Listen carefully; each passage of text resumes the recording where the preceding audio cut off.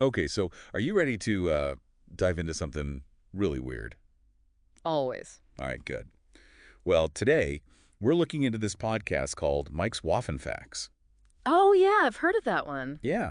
And it's not just like, your typical articles and research papers, We've got like song lyrics and episode transcripts and even like some found footage. Found footage. That's not something you see every day. No, not at all. Right. So it's Yeah. like this podcast it's like it just blinked out of existence. Huh. Yeah. And the way it ended, well, let's just say it's not your typical podcast fade out. I'm intrigued. So picture this.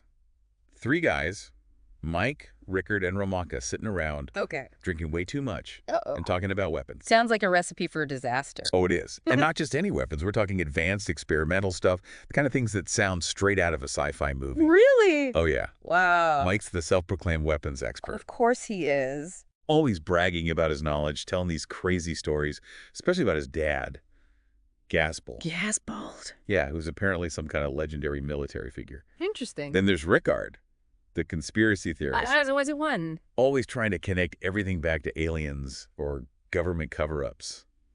And Ramonka, poor guy. He's just trying to keep the recording on track Yeah. while these two are going off on tangents. I can only imagine. So from those early episodes, it seems like we can see their dynamic pretty early on. Yeah, totally. Like Mike's the boisterous one, always telling these tall tales. Yeah. Rickard with his skeptical interjections. Uh-huh. And then Ramonka just trying to be the peacemaker. Trying to hold it all together. Yeah, exactly. And did I mention the drinking? Oh, there's drinking involved. Oh, yeah. Big time. Seriously, they put away more beer and doppelkorn than an Oktoberfest. Wow. That definitely adds a whole other dimension to this. The alcohol, it's got to be fueling those conversations. Absolutely. It makes them way more unpredictable, more chaotic, Uh-huh. and, well, as we'll see, a lot more dangerous. I'm starting to get a bad feeling about this. Yeah. You and me both.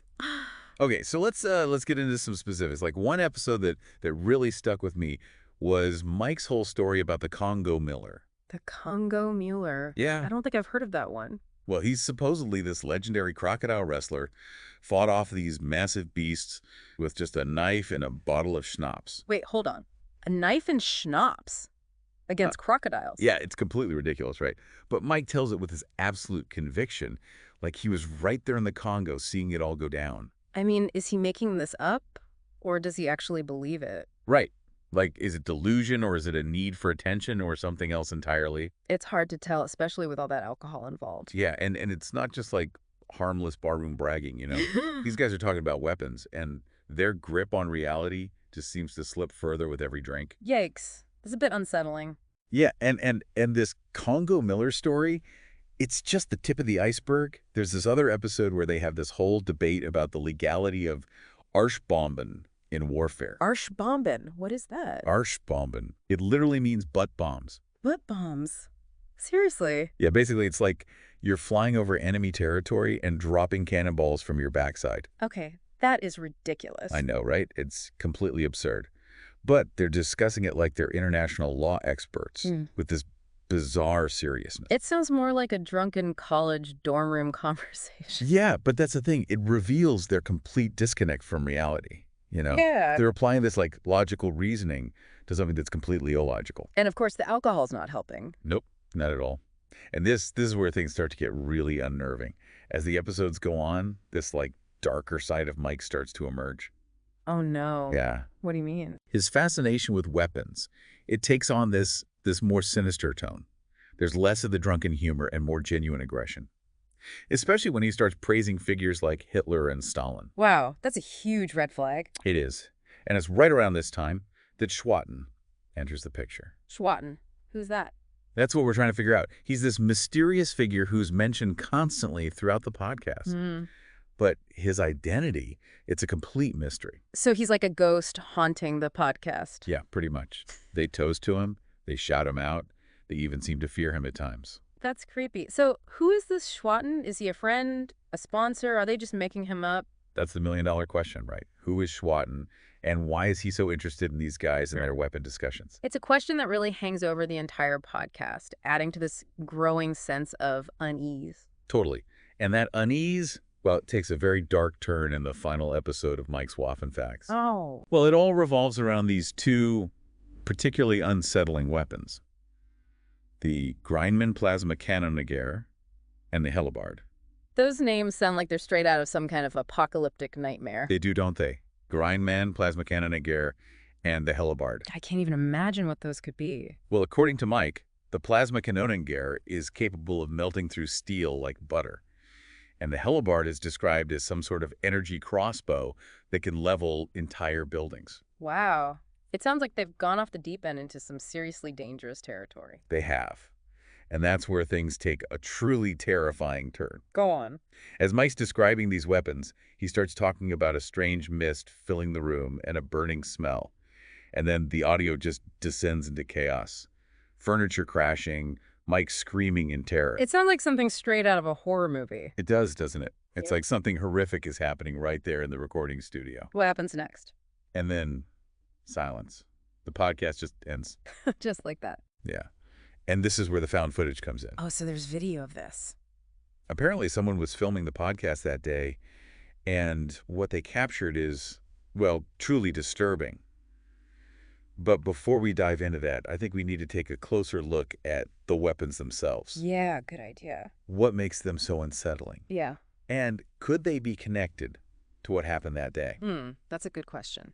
We'll get into all that right after the break. I'm ready when you are. The names themselves, Grindman, Plasma Cannoneer, and Hellebarde, they sound more like they're from a video game than like real weapons, you know? I know, right?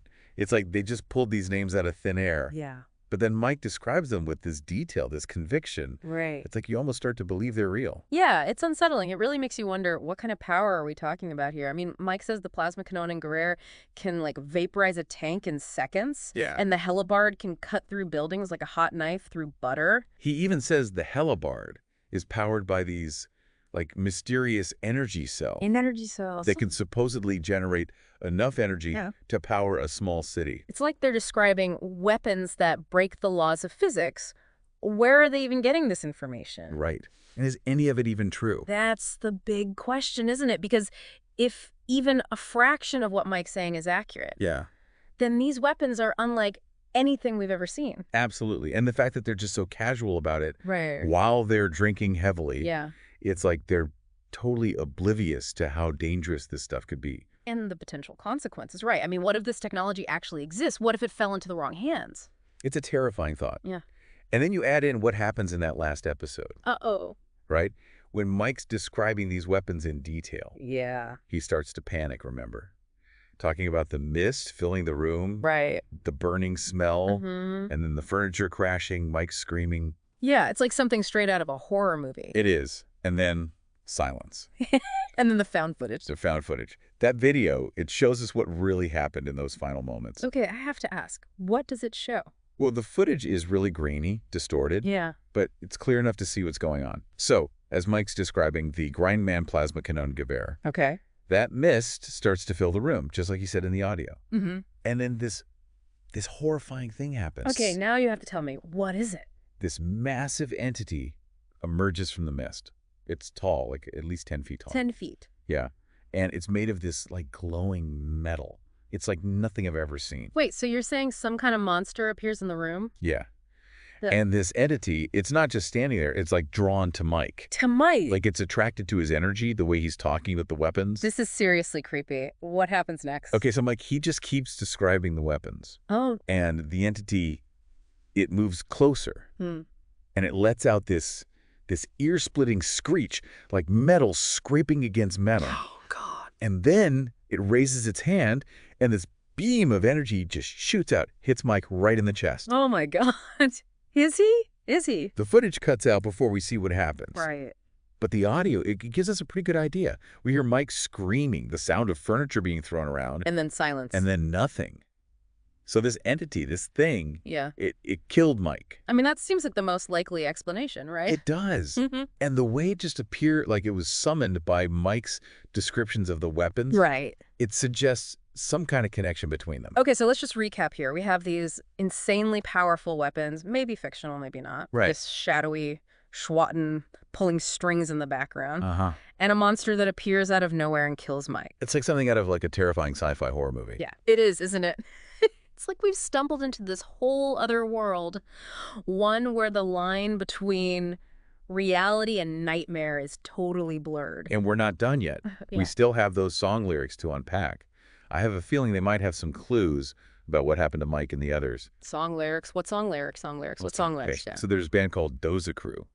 Dover Crew. Yeah, and they've got this song, Durstnot. It means thirst emergency. And basically, it's just like a big, celebration of drinking. Well, that fits. Right It does, doesn't it? Given everything we know about these guys. But what's interesting is like the lyrics go beyond just drinking.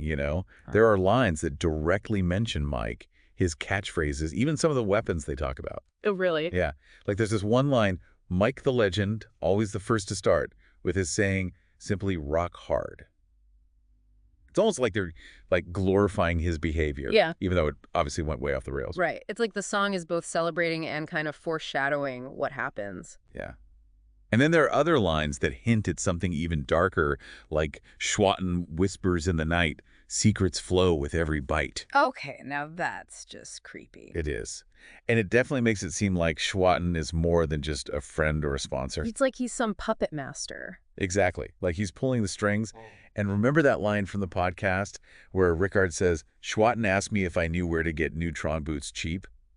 Of course, I told him the CIA would probably object. Neutron boots? What does that even mean? I have no idea. It's like they're speaking in code or something. Yeah, like we're not supposed to understand. So what do we do with all of this? How do we put these pieces together? Well, I think we have to keep digging, Like Mm. we need to analyze everything. The transcripts, the lyrics, the footage, look for connections, patterns, anything that can help us understand Schwatten, the weapons, that entity. What about those raw audio and video recordings? You mentioned there might be more information hidden in there, stuff we haven't noticed yet.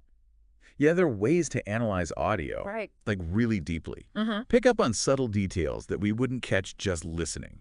We could look at the background noise, the way their voices change, even electromagnetic interference patterns. And the video, can we enhance that? Get a clearer look at the entity? Yeah, there are AI tools that can clean up grainy footage, sharpen the image, even reconstruct missing frames. It might give us a better idea of what we're dealing with. What sounds like we have our work cut out for us. We do. It's like this giant jigsaw puzzle with half the pieces missing. But we have to start somewhere. Right. Where do we even begin? Well, I think we focus on the most concrete things we know, like the names of the weapons, the lyrics that mention Schwatten, any dates or locations they talk about. Yeah, build a foundation. Yeah, and Yes. then look for those connections, those patterns, and hopefully some answers. But something tells me this is going to be a long and twisted journey. Probably. But hey, if we're careful, if we're skeptical, Yeah. and if we're willing to question everything, maybe we can get to the bottom of this.